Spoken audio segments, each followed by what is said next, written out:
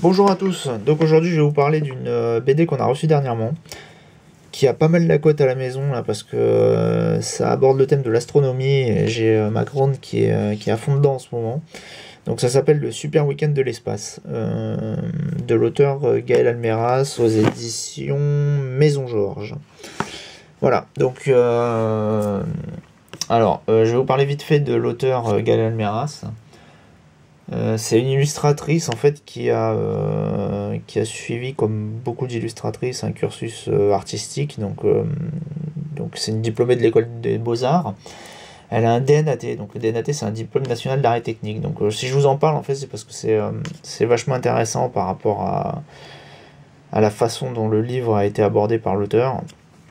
Parce que donc le DNAT c'est un diplôme national d'art et technique, c'est un diplôme qui est pas super fréquent. Parce que quand les élèves se lancent dans les études artistiques aux Beaux-Arts, c'est souvent pour devenir artiste en fait, hein. Et, euh, et souvent en fait le côté technique de l'art appliqué à des choses concrètes est pas forcément super apprécié par les élèves qui se lancent là-dedans, quoi. Donc, euh, donc en fait, souvent, les gens qui se retrouvent avec des DNAT dans les écoles des beaux-arts, c'est des gens qui ont un petit côté scientifique à l'origine, qui ont fait peut-être un cursus scientifique au lycée, ou qui sont passionnés enfin, j'en sais rien, les maths, la physique, la chimie, etc. Enfin bon. Souvent, c'est ce profil-là qu'on retrouve, c'est-à-dire que c'est des gens qui sont assez scientifiques dans leur esprit, mais qui malgré tout sont passionnés par l'art. Bon, je vous avoue que je connais pas du tout la mademoiselle Gaëlle Almeras, mais bon, c'est l'idée que je m'en fais en tout cas, surtout après avoir lu la bande dessinée et après avoir, connaissant un peu le milieu des beaux-arts. Donc, le super de week-end de l'espace de Gaëlle Almeras. Alors, Gaëlle Almeras n'a pas été toute seule sur le livre. Elle a été épaulée par un comité scientifique en les personnes de Hélène Courtois, comment on va dire, une astronome peut-être, ouais, je sais pas, je vous dirais ça, une astrophysicienne en fait, voilà. C'est une astrophysicienne qui donc a épaulé Gaël pour tout ce qui est de l'exactitude scientifique de ce qui est raconté là-dedans. Et il y a un autre monsieur qui s'appelle Jean-François Gonzalez, qui lui est enseignant et chercheur à l'école normale supérieure à l'université Claude Bernard à Lyon, et qui lui est lui aussi passionné d'astronomie, quoi. Donc voilà ce que ça donne. Ça donne cette bande dessinée qui est donc destinée à tous les amateurs d'astronomie et plus particulièrement aux enfants. Mais bon, je vous dis, moi je l'ai lu, ça s'adresse à n'importe qui, hein. Même si vous êtes un adulte passionné, vous pouvez l'acheter, il n'y a pas de souci. Alors bon, déjà vous avez vu la couverture, elle est vachement sympa. Il y a une espèce d'impression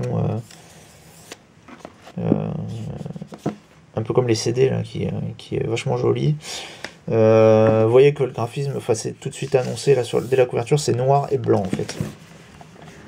Alors j'ai trouvé ça vachement intéressant d'aborder ce thème de l'espace dans une BD avec un graphisme en noir et blanc. Alors quand je vous parle de noir et blanc, ça veut dire qu'en fait il n'y a pas d'impression de nuance de gris en fait. Les valeurs sont faites avec des petites trames en pointillés de noir. Donc il n'y a vraiment qu'une couleur en fait. Il y a de l'encre noire sur des feuilles blanches. Et moi perso, je suis vraiment hyper fan, hein, de ce type de graphisme. Je trouve ça vraiment magnifique. C'est un graphisme qui est très net, très maîtrisé.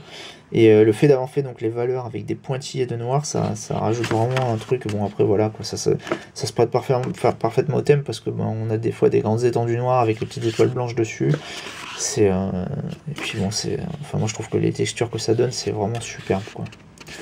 Donc voilà, les personnages sont très sympathiques. Ça me fait un peu penser au style de personnages de MOOC qui sont assez à la mode, pas mal appréciés par les enfants en ce moment. Et enfin, je vous dis que ça me fait rappeler à ça. Bon, c'est pas, c'est juste que ça m'y fait penser, hein, mais c'est pas non plus similaire. Vous voyez un peu comme c'est beau. C'est vraiment hyper bien travaillé. Franchement, c'est presque du travail d'orfèvre, quoi. On sent qu'il y a du temps qui a été passé sur les illustrations. Alors je vous dis c'est noir et blanc, il y a aussi quelques pages où il y a des couleurs qui sont, voilà, par exemple ici, pour les aurores polaires, ils appellent ça, c'est marrant, moi je pensais que c'était aurore boréale. Ouais, on les appelle aurore boréale.